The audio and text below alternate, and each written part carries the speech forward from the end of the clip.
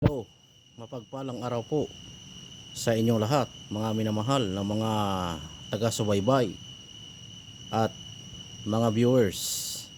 At siyempre po, maraming salamat po sa mga bagong nag-subscribe dito po sa akin channel. Maraming salamat po sa inyong munting pagtitiwala.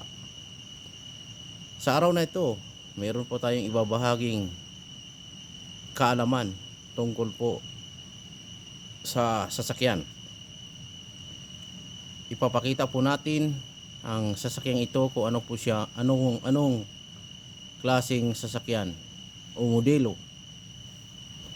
Kaya inaanyayahan ko po yung hindi pa po nakapag-subscribe dito sa akin channel. Subscribe na po kayo. Pindutin niyo po ang notification icon para updated po kayo sa mga ina-upload ko mga videos. At siyempre po, huwag niyo pong kalimutan ang all para lahat po ng aking mga ina-upload na videos ay inyong mapapanood. Kaya umpisa na po natin. Let's go. Ayan po, Lexus ang ating topic ngayon sa araw na ito. Ang ating ipapakita ngayon, mga minamahal na mga kadungsir, ay tungkol po ito sa shock absorber. Shock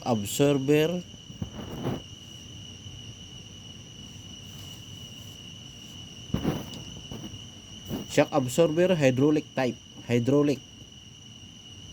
Shock absorber hydraulic type. Kaya ito po ating pong ipapakita kung napakahirap po itong tanggalin.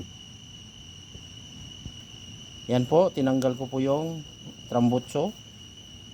I remove this muffler from here.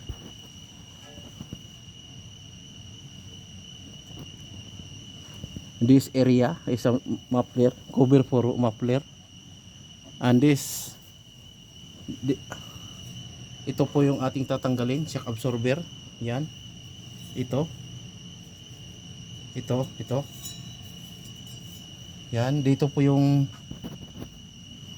nandyan po yung tornilyo ng hydraulic line na nakakonek po sa